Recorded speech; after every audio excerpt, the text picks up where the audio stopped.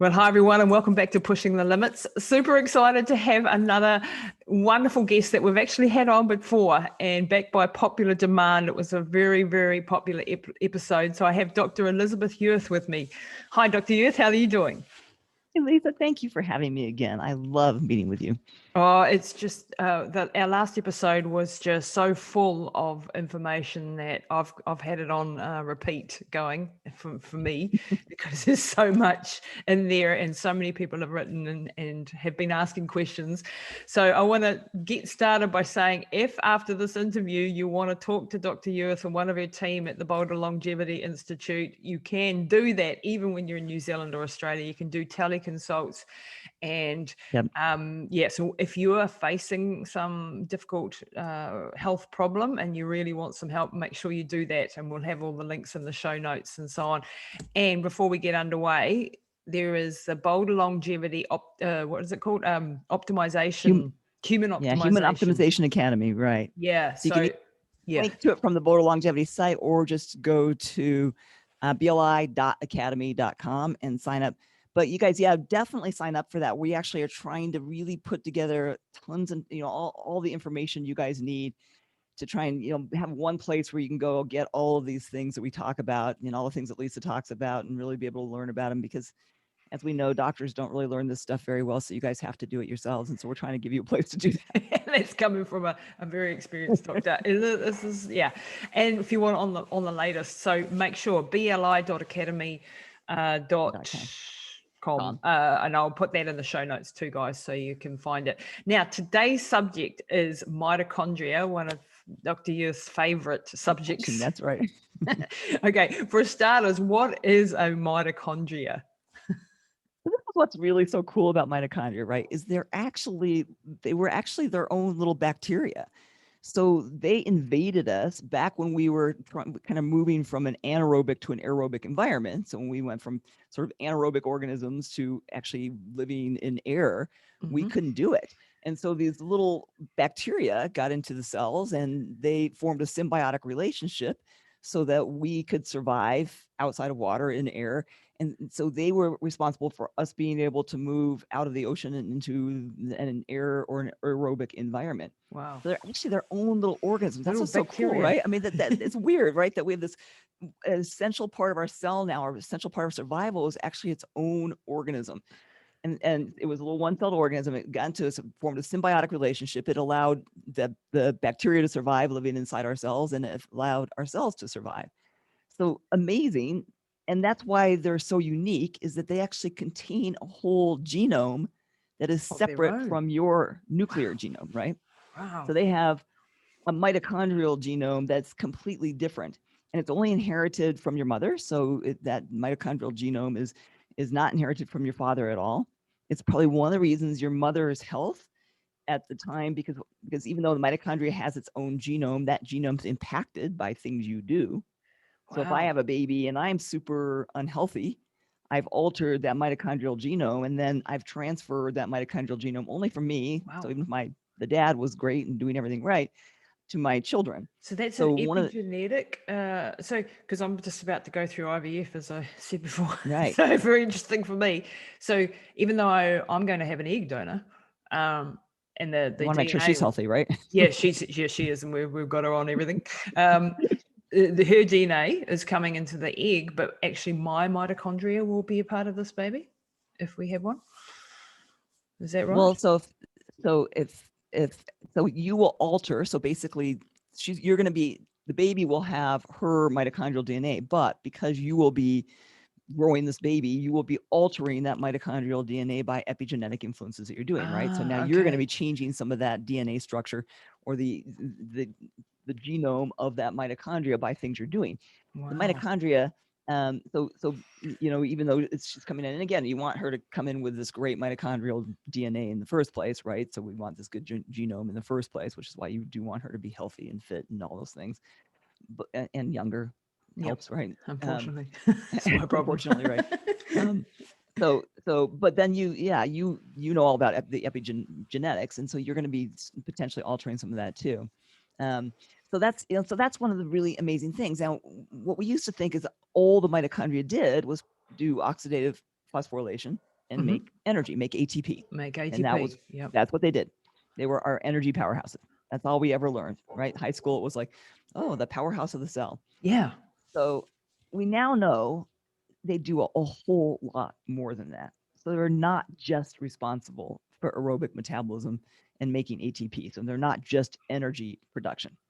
And in fact, there's a communication back and forth between the nucleus of our cells and these mitochondrial DNA that's imperative to health. Wow. And I'm going to make the case that actually every single disease, from cancer to cardiovascular disease, everything related to aging, osteoporosis, everything comes down to mitochondrial dysfunction, Wow. right?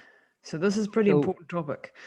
it's pretty important. It's imperative, and you're going to start reading more about this. Is that the key to fixing our health is going to be fixing the mitochondria. Yeah. And we've Yeah. already figured out, like, I know you're big in the NAD, Mhm.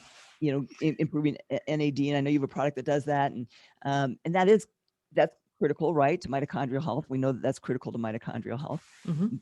but there's more to that Yeah. story. Yep. And the big thing is that piece of communication that mitochondria sends messages out to the nucleus, and the nucleus sends messages back to the mitochondria. Okay. So what are these messages that are sending backwards and forwards, and what does this have to do with the function of the mitochondria itself? So as the body goes through the oxidative phosphorylation pathway, that Krebs cycle, that cycle that makes energy, right? Yep. We know that we create these free radicals. And that's been one of the big theories of aging, is this free radical theory of aging, that mitochondria produce all these free radicals. As the free radicals overwhelm the body, they damage the cells, and we get damage to our DNA. And so we all thought that antioxidants would be the answer back in the day. Answer, right? We just throw a bunch of antioxidants into the mix, and you're going to be great, because now all those free radicals, you're not going to have any damage. Yep. Well, the problem is that we know that there's been this developed this very, the mitochondria has a very has a way to handle this oxidative stress. So there's a few things that happen. Oxidative stress is really critical to the mitochondria's health. So as it creates these free radicals, and it's stressed by things, it actually produces what are called mitochondrial peptides. So it has its own genome, right, that's now been activated by this stress. Yep. And it creates its own peptides that no other structure in your body can produce. So it's producing these little chains of amino acids, and there's quite a few being developed now, or that we're learning about. But the three main ones that we kind of have a pretty good knowledge about right now are something called MOT-SC. There's another one called humanin, and another one called SS31. And those are the SS31s, and a group of them are called small humanin-like peptides, or SHLEPs. Those peptides, so once the mitochondria is stressed, it encodes this DNA to say, oh, you need to go out there and tell the nucleus to do some good stuff. Yep. So these mitochondrial peptides now go outside of the mitochondria, and they tell the nucleus to heal things and get stronger and do better. And then that sends messages back to the mitochondria. So that stress, that oxidative stress, actually, it's just like, what doesn't kill you makes you stronger, right? Stronger, and it actually is a fact in this It's case. a fact, right? It really is a fact in the mitochondrial health, that these mitochondrial peptides are imperative health. In fact, humanin, which we, when it first developed, actually was looking like a cure for Alzheimer's, and it may be it may be actually very, very, very helpful. I don't know about cure, but very, very helpful in dementias and a lot of other diseases. We know that higher levels of humanin, people who live to be 100 and above, have much higher levels of humanin. So we know that these mitochondrial peptides, the higher they are, the healthier you are. So if we have no mitochondrial stress, if I just am pounding my body with antioxidants all the time, then I'm actually probably doing some damage. So where we have to focus, so counterintuitive, right? So where we have to, now again, I can also overwhelm, right? There's also another response the mitochondria have. It's called the UPR, unfolded protein response. So as the mitochondria are stressed, and there's these damaged proteins that are produced when we're under stress, right? We get damage to proteins. That's where we're kind of linking that to Parkinson's and Alzheimer's and some of the plaques that form. Some of the tau proteins and things. So So when the mitochondria is stressed, it actually sends messages out to the nucleus to activate what's called the UPR, the unfolded protein response. Yep. Unfolded protein response actually takes these bad proteins and it straightens them back out and makes them normal. Mhm. Or it says, these guys are so damaged, let's just get rid of that mitochondria, and initiates basically autophagy or mitophagy. Yep. Eliminates the bad mitochondria that are too damaged. There's too many damaged proteins. We've overwhelmed the unfolded protein response. And now it initiates this response to kill off the bad mitochondria. You can Mhm. see if I'm just now taking a ton of antioxidants, maybe I've blocked this response to get rid of all these bad proteins, Wow. right? And I'm actually inducing more of these bad abnormal proteins that are going to cause damage. Because I've talked on a couple of episodes with Dr. Alina Serenova who's a molecular biologist on autophagy. And I think we talked about it too last time. So that's the getting rid of the damaged proteins in the cells or in the mitochondria itself, getting rid of it. And we talked about fasting last time and how critical fasting is for autophagy and getting rid of these bad proteins and clearing things out.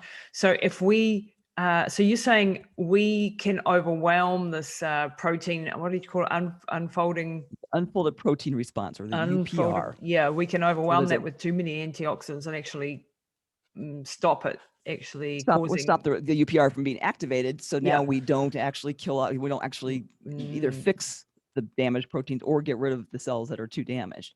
Wow. Okay. And so this is this two-way communication between the mitochondria and the DNA, the nucleus of the cell. Right, the nuclear DNA. This is all within the, if we picture a big, nice, fat, round cell, and inside you've got thousands of mitochondria per cell. Right. 2,500 per cell. Yeah. Yep. And you've got the actual nucleus, which is that nice double helix you see in the graphs. Where all the DNA is. Where the DNA, your code for life is.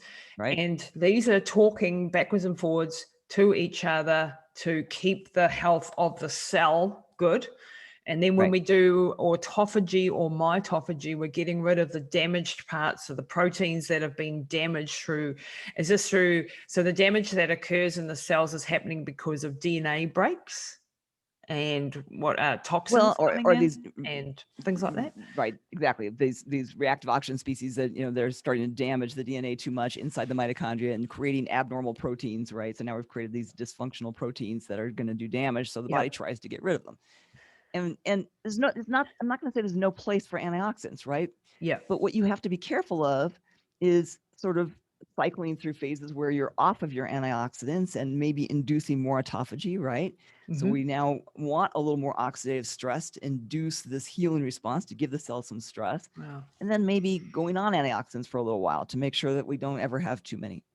Yeah, and if you've got a lot of antioxidants, oxidative stress, because maybe you're exercising a heck of a lot, or you've had an infection, or you've got something other high stress. You eat like crap, or you're fat, then you might need extra antioxidants, and just to support the baseline of your functional health. But even those people, right, need them off and on. They should not be constantly taking them. They should do phases, right? They should cycle it. And I'm just a big advocate with diet. I'm with exercise, with everything. Everything's done cyclically, because we want to go through phases all the time where we're getting rid of bad stuff and then regrowing, and getting rid of bad stuff and regrowing, right? Wow. Yep. It's just like cleaning your house. Yep. You got to get rid of all the crap, but then you're gonna, bring the new groceries in. Back. Yeah, right. Things get cluttered again, and then you got to go clean it all out again, and things get cluttered again. Yeah, I mean, the best of worlds, the clutter wouldn't happen, but it does, right? Even the most pristine non-hoarder person, there's still clutter that happens, and you still have to do your spring clean outs. And that's what, so I like to think about the body in the same way, going through these spring clean outs where, go through a big autophagy phase where you're fasting, we're using high dose spermidine, where you're using things that will help to really clear out all the bad cells, all these damaged mitochondria that are producing too many reactive oxygen species, right? And then going through growth phases where I'm now, maybe I'm inducing a little bit more oxidative stress. I'm exercising harder. I'm lifting more weights. I'm running more, right? I'm inducing more oxidative stress. Maybe I'm eating more calories during that time. Now there's more oxidative stress. The cell's a little bit stressed, but that actually initiates some growth and some healing, right? And then I can do the same thing over and over again. Wow. But there's some really interesting new research, Lisa, when you kind of look at, okay, well, how does this all make sense? So it's probably going to come down more to this what's called the MPTP, or Mitochondrial Permeability Transition Pore.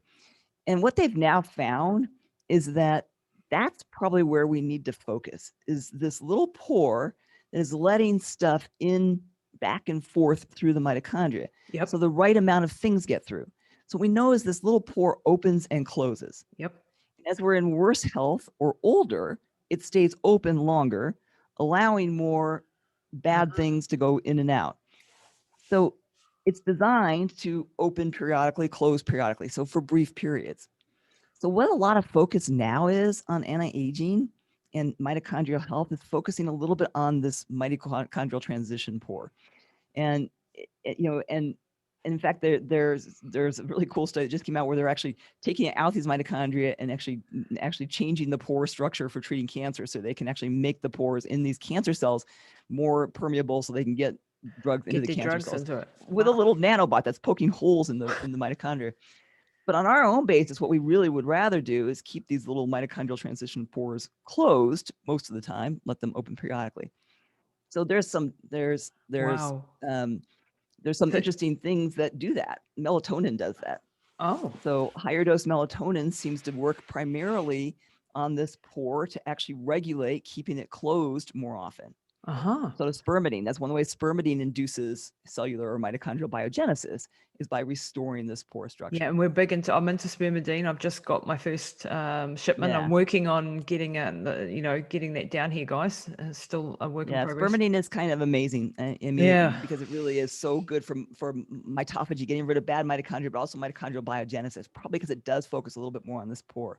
Yeah, so biogenesis making more mitochondria, right? Yep. Right. Make more mitochondria. We need more mitochondria. The other thing interesting, I don't know how you or your listeners have looked at things like minocycline, right? Antibiotic. We always think antibiotics are bad. They're bad for our gut health. Well, interestingly, minocycline and doxycycline, and minocycline's a little bit better probably, actually has a very nice anti-aging effect used periodically to actually close off these pores and let the cell kind of develop and grow more, the mitochondria grow more. So minocycline has a really distinct effect on the mitochondrial transition pore as well, or this permeability pore. So there are some simple things that you can use, and I like. And it doesn't wipe out all your good, microbes and stuff when you take that. Well, definitely antibiotics have the downside, right, of changing the gut microbiome. Yeah. And we know that there's downsides to that, which is why you're not going to stay on minocycline all the time. But like anything, it appears to have some very significant benefits in our cell health. So by doing that maybe twice a year, doing like a 10-day course of minocycline, you can actually restore cell health. Now, after that, do you have to really work on gut health? Probably depends on how bad your gut is. So if my gut's super healthy, it's probably gonna regenerate, do fine, right? Otherwise, and what I have a lot, and I know you're really interested in some of this gut microbiome stuff. Yep. Because there's actually going to be you're going to see a really big connection coming up here soon between the gut microbiome and mitochondria even. But we know the gut microbiome is most affected by butyrate. So butyrate. Yeah. So tributyrate. So if I have so using tributyrate, which is a sort of a pre-butyrate that can turn to butyrate in your intestine. So if I have somebody on an antibiotic, do I throw? People always say, I'm just going to throw probiotics into the mix. Well, no, because the probiotics aren't going to survive. So what you have to do is first throw butyrate into the mix. Remember what the good bacteria in our gut do. So we eat fiber. Yep. The anaerobic bacteria turn that fiber into butyrate.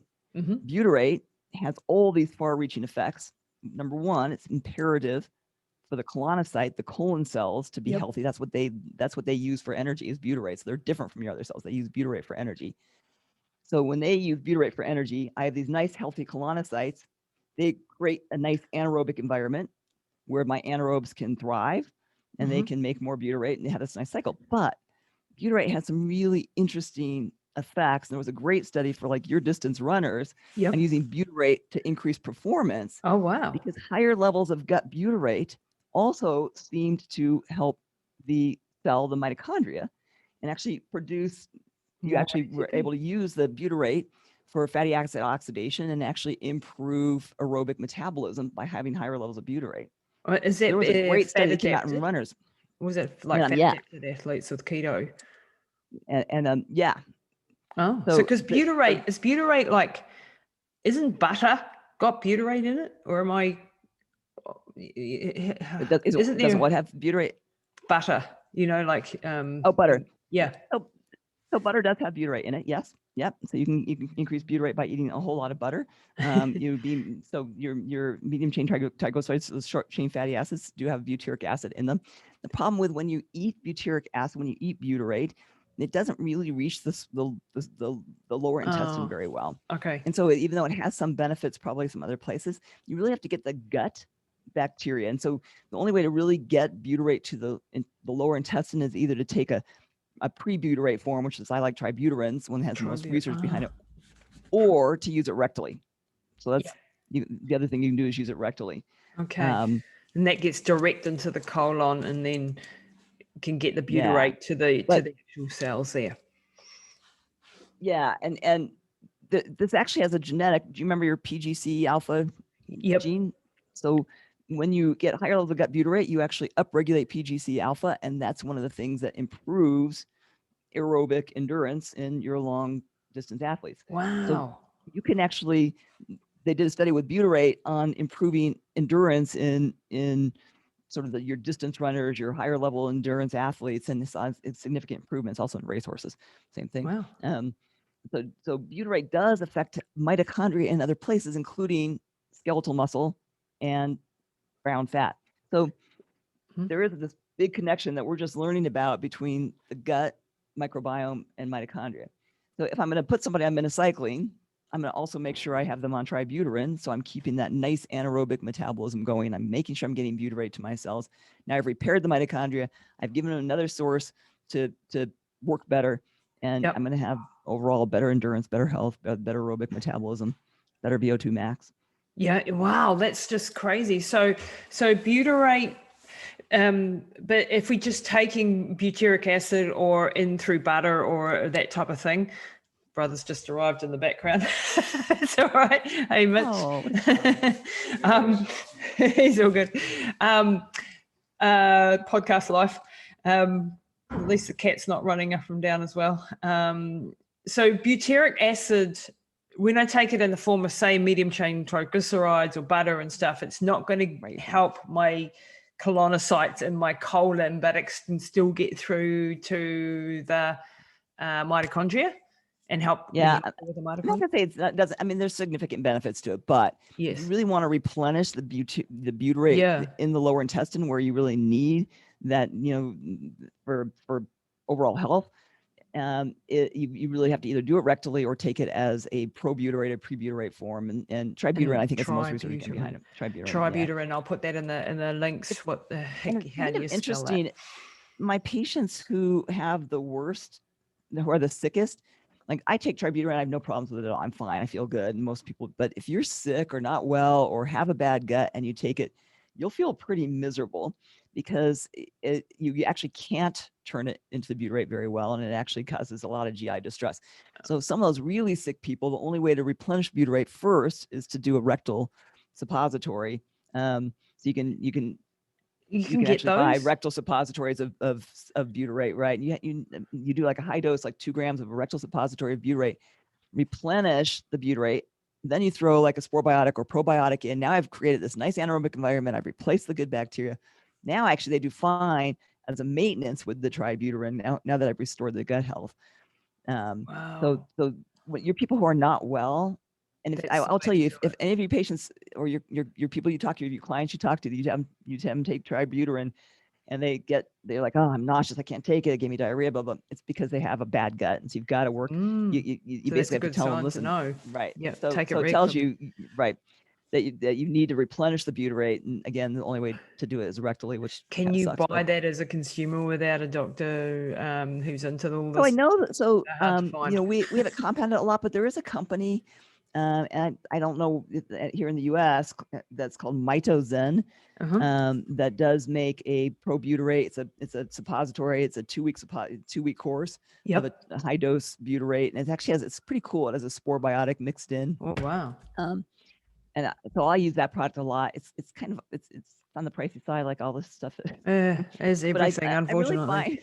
I really find like a 2-week course of it, people do pretty well. All you have to do is 2 weeks of it, and then you can get them into the oral, much less expensive form. Warning, the rectal butyrate smells bad. Does it? One of my patients is like, "Oh, my dogs are following me everywhere." Not good. but hey, if it fixes the bacteria, like other people die. I haven't noticed. Other people, when you're doing it, I don't think other people can smell it on you, but you can kind of smell when you do it. It doesn't smell. And even the tributyrin, some people don't like the smell of. I don't mind the smell of that, but some people say they don't like the smell of that either. Okay, but the tributyrin. So if you're not really sick, so if you've got something like Crohn's disease or IBS or something, they need those it. People you want to do the rectal, and they do amazing. I will tell you, Lisa, they do amazing.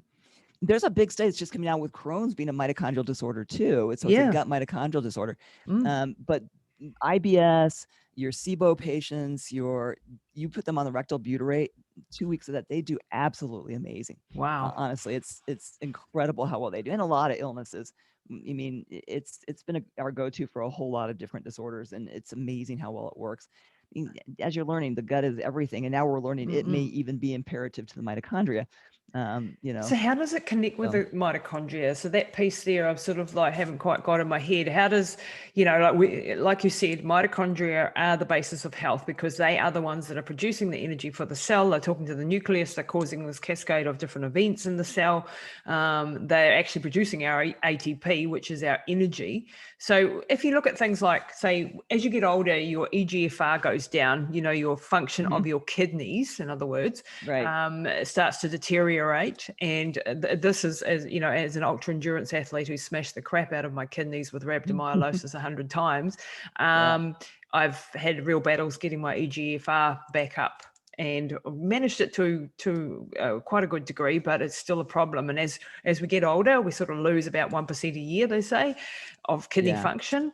So that is just another example of it's actually the mitochondria, in this case, in the kidney cells that are not able to do their energy production to do what the kidney cells should be doing. So how can we, reverse that trend, get our kidneys working in this case, or our brain in another case, or our heart cells? All of these areas are affected by our mitochondrial function. And how does that then connect to the gut situation? So it connects to the butyrate because what butyrate does at the mitochondrial level is it increases PGC1 alpha and AMPK. And so you're inducing on a genetic basis a better oxidative capacity, right? So you're restoring the oxidative capacity to the cell, and the mitochondria are healthier. And so it's really working. The butyrate, the short chain fatty acids are really working on a genetic level, probably primarily that PGC1 alpha. I think we'll probably find more and more because a lot of this is very new, but it looks like that PGC1 alpha is where it's having a very distinct effect on mitochondria. And then the AMPK, ACC pathway. So basically, I think if you think about it, probably from your training and everything, think about it as an epigenetic influence. It's changing genetic output. Right. So that's probably the way the short-chain fatty acids are working in terms of mitochondrial health. I think there's going to be more to that story. When you're right, kidney disease, brain disease, everything comes down to we have to have mitochondrial health. Yeah. So exactly what we do. So first, have a healthy gut. Let's replace the butyrate because we know that that's important for those pathways. Then what we have to do is go through phases where we really induce mitophagy. That's where your fasting and your spermidine come in, right? So we've got to basically get rid of all the bad mitochondria. So that's going to induce mitophagy, right? So get rid of all the bad stuff. And then we want to do more of a buildup phase. So what I'll do is I'll have patients go through, depending on different courses, 6-12 weeks of really kind of more food restrictions and using spermidine at a higher dose, and I'll get them sort of clean slate, right? Now I want to regrow, and that's where I want to actually regrow And so I'm going to have them now, get a little bit less out of, eat a little bit more, a little less calorie deficit. I want to create a little bit of oxidative stress because now I'm going to induce those human-like peptides, those mitochondrial peptides, MOD-SC, SS31, the small human-like peptides, human in itself. So we know that those are so imperative for aging, and that when those peptides are released, they induce your nucleus to have a healthier genome. So now I'm going to have everything else be healthier. Wow. And nucleus is going to send messages back to the mitochondria. Mitochondria is going to be healthy, but then that's going to get overwhelmed after a while. So then we go back into our cleanup phase, So when you think of things that way, always that sort of breakdown, cleanup, it's also kind of an easier way to live, right? It's sort of hard to always live in this super restricted capacity. That's right. Especially with calorie restriction and things. Right, with caloric restriction and eating very low calories and it makes you miserable too. That's right. And so when you tell people, listen, I want you to do this for 12 weeks, and then we're going to let you kind of have a little. I'm not going to tell them go eat chocolate cake, but no. We're going to be able to do a little bit more and go through growth phases, and people feel better and they look better and they have more muscle mass. If you're always in that that AMPK state, right? That breakdown, not really breakdown state, but that more catabolic longevity state, more catabolic state, more long, which is good for longevity, right? But when you look at those people, they don't always look so healthy. I'll look at some of those people and you're like, they sometimes they don't have much muscle mass. Their hair is thinner. So we do want to go through these phases where we allow the body to kind of grow a little bit, right? Especially if you want some muscle. And we know that muscle is imperative to health. And then I think where the sort of the long term, now I've got the mitochondria in this good homeostatic balanced state where I've gotten it, but how do I keep that reactive oxygen species as low as possible? That's going to be where you look at that mitochondrial transitional pore, where how do I keep that balanced? And I think that's where maybe a lower dose spermidine every day, like 1 or 2 tablets every day of spermidine.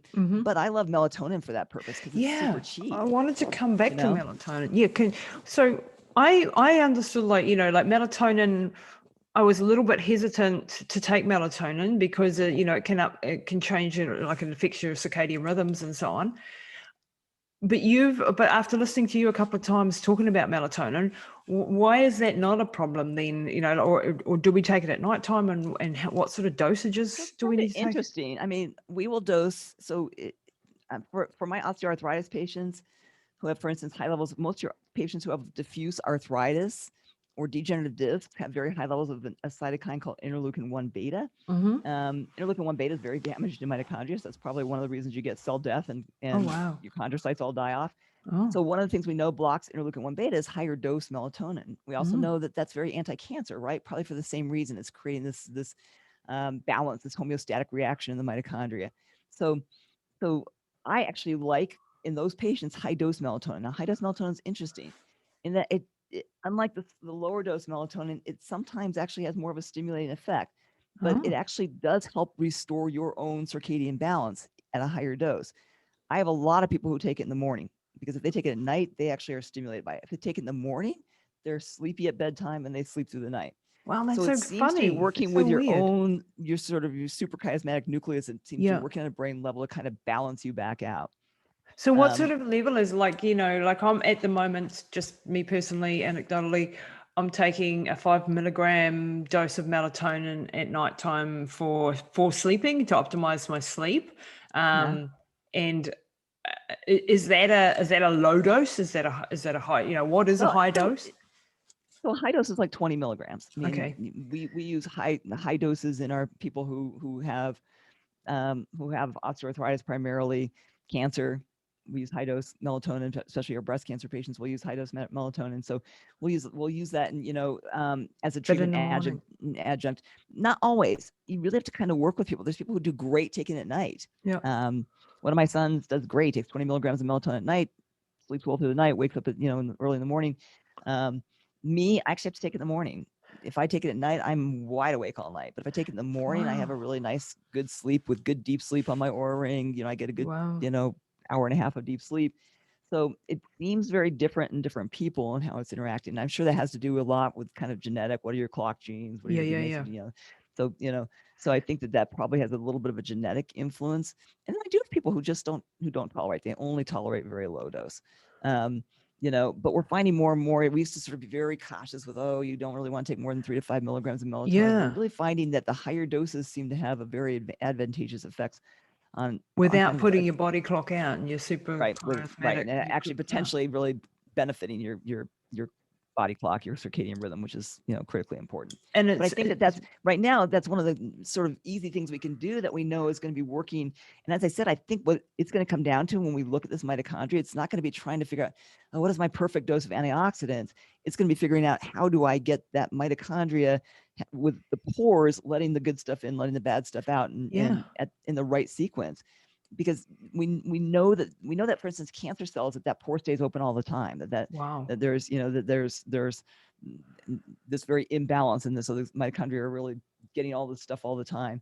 So we know that that's a huge factor to health, is trying to restore this normal pore. I think that there's a drug that's coming out, I can't remember the name of it, that can't remember the name of it, but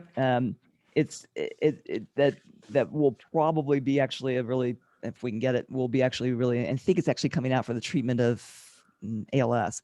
But that looks like it might be really helpful for that pore. They're shutting that pore down. Mitochondrial pore, yeah. I mean, that'd be something we can get. I don't know, but we'll find more things.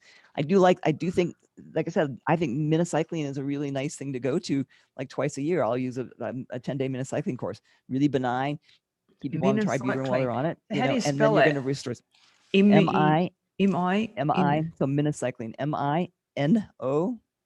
MINOCYCLINE. Super cheap antibiotic. I mean, it's like a $10 antibiotic, right? Wow. And it has really, and it's been looked at in the anti-aging field for a while, but we kind of weren't so clear of its effect on the mitochondria. Well, now we actually have found it's actually working on this pore to actually balance out and keep the pore closed more, which is what you really want. When we're young, the pore does not open as much as it does when we're old. There's less bad stuff coming through the mitochondria. So this is getting porous, isn't it? So basically the membrane is getting porous and letting exactly. And that's probably where like some of the mitochondrial peptides, like SS31, which restores the cardiolipin membrane, which helps that endoplasmic reticulum inside the mitochondria to be healthy.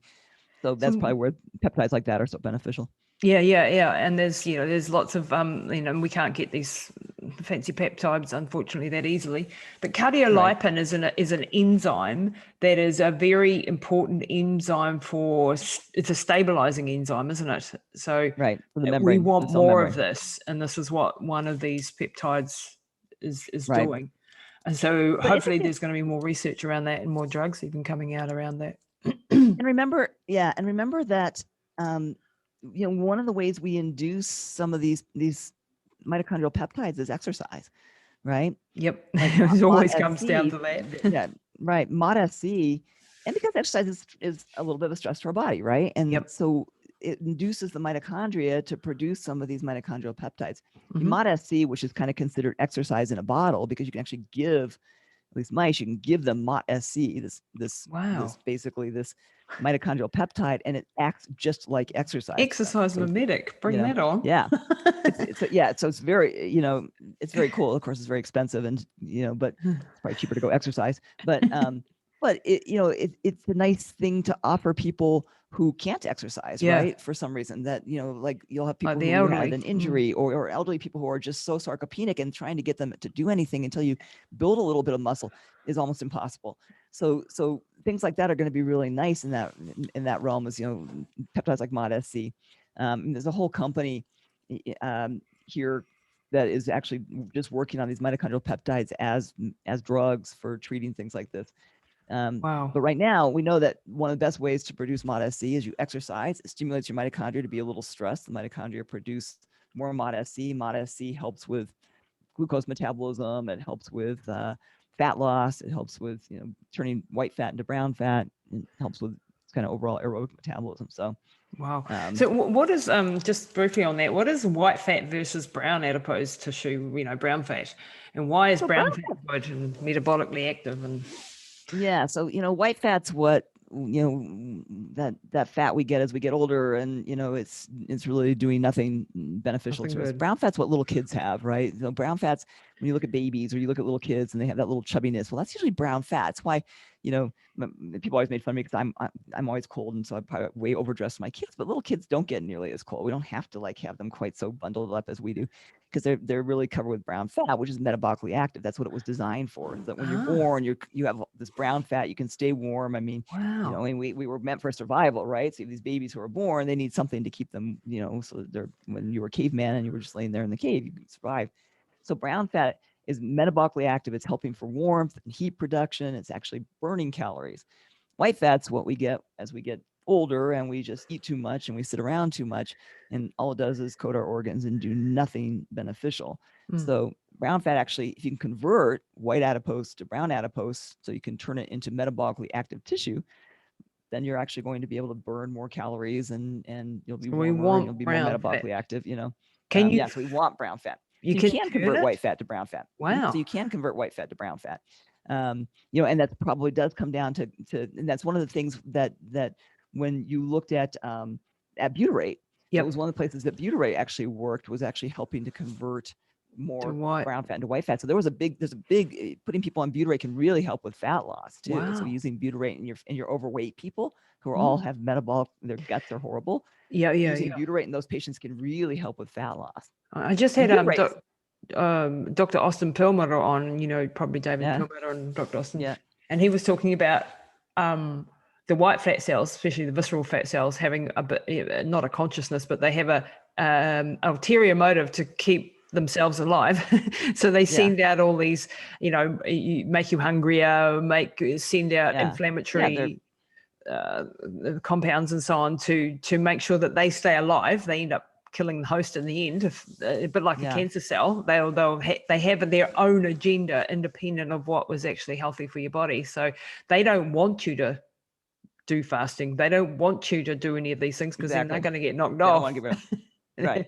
Yeah. I mean, fat is metabolically active too. And remember, it converts, fat cells they convert testosterone to estrogen. So men who are fatter will start converting all their testosterone into estrogen. So it's one of the places that we have, aromatase is inside fat cells. That's why fatter women tend to have bigger breasts, and is that fat cells actually are converting mostly into this bad estrogen. So even your testosterone. So if you take somebody who's fat and you put them on testosterone, a lot of it will just convert into estrogen. Wow. So that's independent of your innate genetic pathway for your hormones. Like, the cells themselves have aromatase. Fat cells have aromatase in them. Oh, wow. I didn't realize that. I thought your genetic pathway was your genetic pathway, and you'll be converting your testosterone to estrogens more if you have that genetic predisposition. Yeah, I mean, there's certainly genetics there, but fat is also why, fat. Fat guys have breasts, right? You look at them, they have little breasts because they're very estrogenic.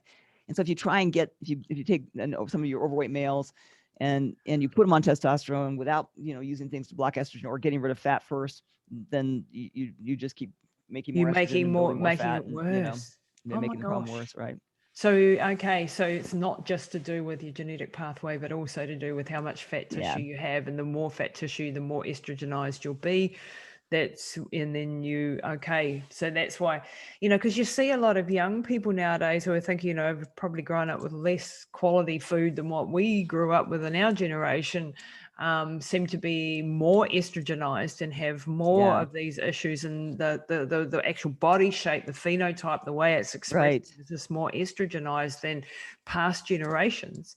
And that would be I mean, we're seeing a lot of 20-year-olds who come in who have high estrogen levels, low testosterone levels. I think drugs has to do with that too. I mean, here in the U.S., in Colorado, we have legal marijuana, which is unfortunately not very good for testosterone. Oh wow! So that I don't know that either. Marijuana is not good for testosterone. It's not good for testosterone levels at all. And then our food, right? Bisphosphonates, all these things that are estrogenic in our foods. And so we're seeing this, these really young guys with testosterone levels that are god awful. And estrogen levels higher than their mothers. And estrogen levels that are high, right? Yeah. Well, I just did my estrogen levels and my you know, I know mine are low because I'm going through menopause and so on. And you're tiny. And yeah, I got no fat, not a lot of fat on there. And I was looking at my husband's and I was thinking, oh, yours is about the same as mine. It's not good, is it? He's just, I mean, you do start to see that, right? You start to see that these men have these older men look like women. It shifts, Yeah, and yeah, and they, and they start taking on more female build, right? They get kind of the bigger breasts and bigger bellies, and they start getting this more female build to them. Yeah. I mean, and I've had him on testosterone lots of things so that he's not, and it's Right. going the other way, and his testosterone is good and so Right. on. But yeah, that is what you see in older men, is that tendency to go. And yet it's really, really hard to get testosterone replacement therapy or hormone replacement therapy for men, or for women, a little bit easier. They seem, the doctors seem to be more willing. Yeah, more willing to give it to women. At least the integrated medical fraternity for bioidentical hormone replacement. And not so easy for it kind of kills me because I give this, we're kind of putting together this course called What to Fix First to kind of help people, understand, okay, what in this journey of getting healthy, what do I do? Because I'm overwhelmed. And as I was putting it together, I was like, okay, well, you start with exercise. And then I said, no, actually, you kind of have to start with hormones, because if I take somebody who has no testosterone and, no hormones, they have no progesterone, so they can't sleep. They have no testosterone. This is both men and women. So, and their joints hurt because there's progesterone receptors on joints. They have no testosterone. So trying to get them to go to the gym and, is impossible. So for me to say, follow a good diet, do exercise without replacing hormones is really kind of, it's not right. I mean, so as I was putting together a talk, I said, actually, the first thing we should do is get these people hormones stabilized, because then I'm going to be able to motivate them. Now their testosterone levels are good. They feel more motivated. They're going to build muscle. They're going to lose fat. They're going to feel like they can actually exercise. I'm going to give them progesterone. They can sleep.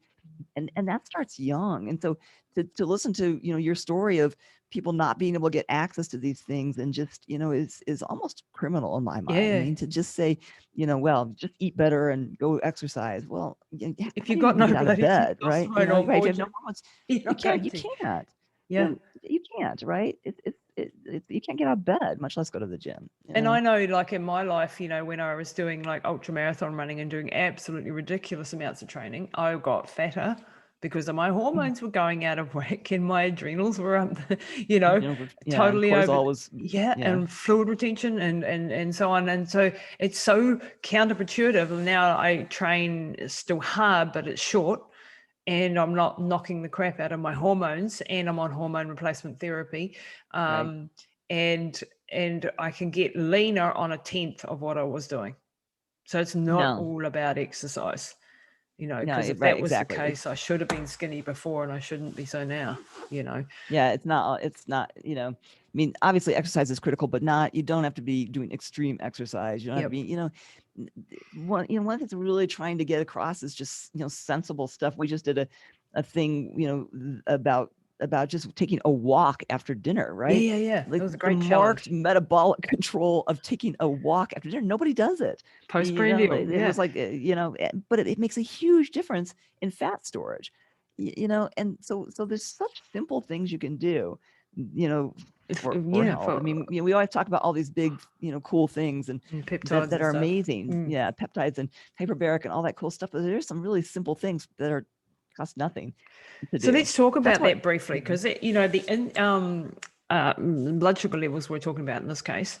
So regulating your blood sugar is absolutely crucial. And nobody, when I talk to the average person around me and clients and so on that I'm working with, none of them have even ever taken their blood sugar once, or maybe the doctor's done it once every, year. And they don't understand and this is what, I think constant glucose monitors. I mean, I want to get one. I haven't got one yet. Yeah, me too. Pricey, but they are cool. Exactly. Yeah. Again, it's always a matter of where do I put my resources first.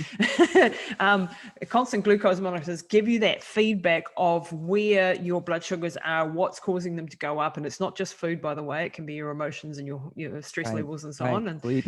Yeah, like I've been taking, I prick my finger 10 times a day just to see where I'm at and to keep an eye on it. Funny story, I thought I was becoming diabetic, right? Because I was getting up in the morning and my blood sugar levels were very high. And I was like, what the hell? I'm really slim. I'm like, what's going on? And I've been through a very stressful time. And I thought maybe that's it. I've been doing in the morning cold showers and then Wim Hof sort of tumor breathing. I was sending my blood sugar levels up, which is fine for that short stress. Right, exactly. For that short period is fine, right? And again, those are those little stressors. I mean, exactly what we're talking about with the mitochondria, right? That's one of the things that causes mitochondrial biogenesis is that cold shower for the same reason. That little bit of stress, like I said, what doesn't kill you makes you stronger, and that's what that cold shower, the cryo does, or just taking that 2-minute cold shower, it creates that little shock response. The mitochondria are like shit, and they start producing, they start producing more mitochondrial peptides, which creates more mitochondrial biogenesis. So you're right, and just like the blood glucose going up, these little temporary stressors are good for us. It's those big long stressors that aren't. And so regulating our blood sugar is really important and understanding what does that. And I just found out that doing that, tumor breathing in the morning and stuff does that, and that's fine because that's controlled. It's a controlled stressor that's for a specific reason. And for my cortisol levels to go up in the morning isn't a bad thing because that helps reset my clock, it keeps me moving, etc., etc. But I did panic thinking that I was heading towards diabetes. And I was like, I want to see peptide test because I must have type 1 because I can't have type 2. And it's just a funny story. But when you are measuring these things, you can actually see what things are doing. Like you might eat a banana thinking a banana is a healthy food, but it sees your blood sugar is right through the roof. And when you know that, you're going to avoid bananas. Right. The CGMs are. I mean, I think they're going to be sort of a critical piece to understand because, it is hard to figure that out. I mean, there are things that in certain people, you can't figure out why their blood sugar is out of control, and and so it could be very specific foods or very specific activity or something like that that's doing it. So I do love the CGMs. I wish they weren't so expensive. I wish there was some access to them, that was not so pricey because you end up, again, it's like $400 a month for the CGMs. And then, so you can't afford it. And so many people and we could be like, this is like for me from a regulatory perspective, wouldn't it be great like if we did this prevention stuff? And then we wouldn't have so many people with diabetes. And of course, diabetes is the entrance way to cardiovascular problems and neurodegenerative diseases, heart attacks and all the rest of it. This is why blood sugar levels are really, really important. So one of the things that Dr. Yurth did recently was a challenge, everybody listening out there on Instagram. When you've had your evening meal or your big meal at lunchtime, to go for a 20-minute walk after a 10-minute walk even, and that will actually slow the release so you won't get that big sugar spike. And so I've started instigating that as well. And then it's so easy, right? And it's really nice and peaceful, and it's like just my family, it took everything to drag them out, but it was like we don't ever because of COVID, my kids are home, and but we don't talk, we don't see each other, and actually these little walks at night were such a nice thing. I will say that like I got them to do it for the week and then we were done, but we'll see as summer coming. Maybe these are kids, they'll do what they want. But there are a couple of other things too that we can do to lower our blood sugar levels. What do you think about things like Vanadil and cinnamon and chromium and these sorts of things that can actually lower blood sugar levels as well, just to help you? I mean, they can work. Really, honestly, I use cinnamon a ton. I tell people just to use liberally. You can use cinnamon pills. I think chromium works on some people really well and some people not so well. There's probably a bit of a genetic basis or just if you're depleted in a kind of basis to that. So that can be really helpful for glucose maintenance too. I do think people forget about cinnamon. Put cinnamon in your coffee, put cinnamon in your oatmeal, and then I just did a little Instagram thing yesterday because there's a very interesting study that came out from American Diabetes Association of eating your protein before your carbs. So if you've got a plate with broccoli and a little piece of bread and some grilled chicken, what they did was they took people and they had them for 1 week eat the protein first. No, actually they ate the carb first. So they ate their salad and their bread first, and then the protein. And then they measured blood glucose and insulin levels at 30, 60, and 120 minutes. The next week they did the opposite. They ate the chicken first, so the protein first, and then the carb. The impact was 40% difference in blood glucose and insulin levels at 120 minutes Wow. in the people when just by eating the protein That before makes the carb. sense. That makes It sense makes because the sense, right? protein's a lot harder to break down, and so Right, it's right. causing So you start things this to be slowed digestive process, down. and yeah. So that What do you how take? we so Sorry, that's carry on. super simple, right? So if you're going Yeah. to eat some carbs, if you know if you're eating, and that's remember carbs, even your vegetables, that you're going to have a lot less glucose impact and insulin impact simply by eating the protein first and then eating the carb. Or if you want to have something, I mean, what do we do right here in the U.S. At least we eat our salad first, and then Yeah, and yeah, then we're eating the bread basket, and then we eat our chicken last. yeah. Switching that around, so even if you're going to have your little bread, your little ciabatta roll or something, if you eat that after you've finished your protein and eat that last, there was much less glucose impact.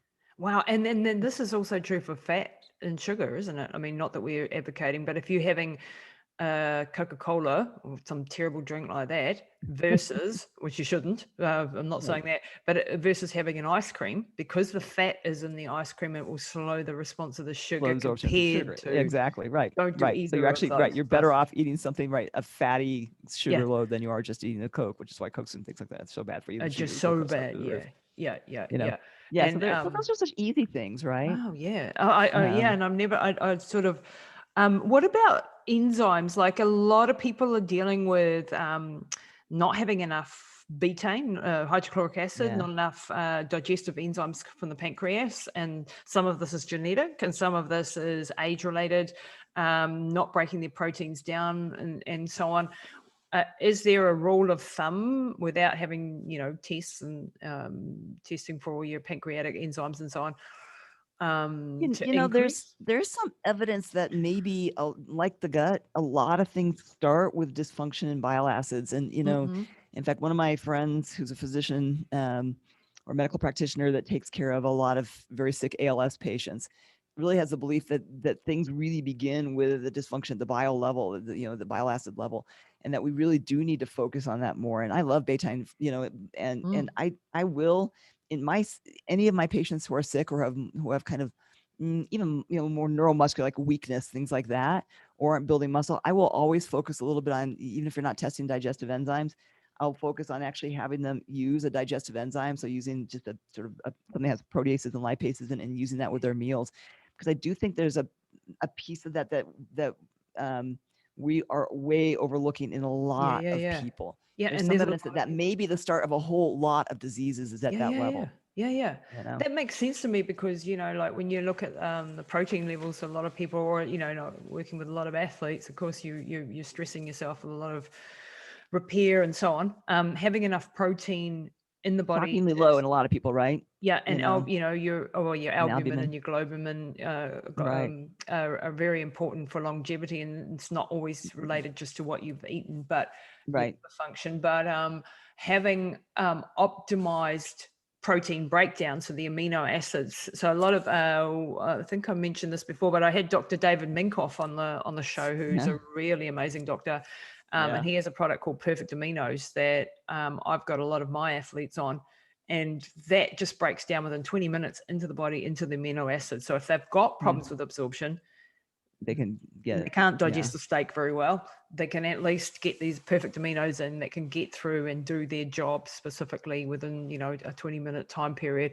And the recoveries that I've seen from injuries just from, from Really. taking Yeah. their perfect aminos blend has been fantastic. I had a ripped hamstring piriformis injury for 5 years and couldn't, it was, you'd have to have surgery and so on. Yeah. I was on the perfect aminos for a few weeks and it was gone, So this is a big piece because if you're not absorbing your proteins, you're Right. not going to be repairing a heck of a lot. And I'd be curious to see if how many of those people too, if you actually just went back at that butyrate gut microbiome level, how much then that would sort of downplay into the. I think you probably want to tackle both, but I do wonder how many of those people you might, if you get the microbiome healthy again, and again, you guys who are just throwing probiotics into the mix is not going to work. You've got to get the colonocyte healthy, and the only way to do that is to fix butyrate first. Please remember that. Remember nothing else. I see all these people throwing tons of probiotics. I see doctors all the time saying, "Oh, just take a probiotic." The good bacteria, the anaerobes, can't survive unless there's butyric acid that for the colonocytes to have a nice healthy colon. So you're just throwing things in that aren't going to survive. So you've got to fix butyrate, and then you can throw the probiotics in if you want. But I do wonder how much, if you fixed that, how much the digestive process would correct or not. I don't know. Exactly. There's I'm probably, it probably would some, make at least, sense. It would right? make sense. And, with the probiotics, just as a last thing before we wrap up, because I know we have to go, but the probiotics, they can have a histamine response, can't they? Like I've had a couple of clients who have put on probiotics and then they've actually had an adverse reaction to probiotics because their histamine levels have. Yeah. What's going on there? And Well, are the spore-based probiotics in that case better? the spore-based are a little bit better, but I think what you're doing again is if you don't have this healthy gut lining, right, and you're now throwing a bunch of bacteria into an immune system. Remember that all your immune system starting in the gut, serotonin levels are off, everything's off. That anything you put in is going to be being seen as a foreign thing, and you're going to create an immune response, or a histamine response, but an autoimmune, basically an autoimmune response, just because your body's seeing this stuff right now as a foreign invader because you don't have any, it's not a normal environment for it yet. So you've got to create an environment for it so that now you have this nice, you don't want this. Remember, you want that gut bacteria in the gut. So if I have bad colonocytes and it's leaking out of my gut into my bloodstream, it's not where they belong, right? Wow. And then they can belongs actually in the cause gut. more So they create this histamine immune response, right? Oh, wow. So you got to fix the colonocytes. Just think of your colonocytes. You want this nice thick layer of cells. They're all bound together really tight. And the only way you can have healthy colonocytes is to have high butyrate levels, right? Wow. There's a really interesting study that came out that people who had normal, good butyrate levels actually were more popular. So you even can, from a pheromone perspective, we can sense that those people are healthier.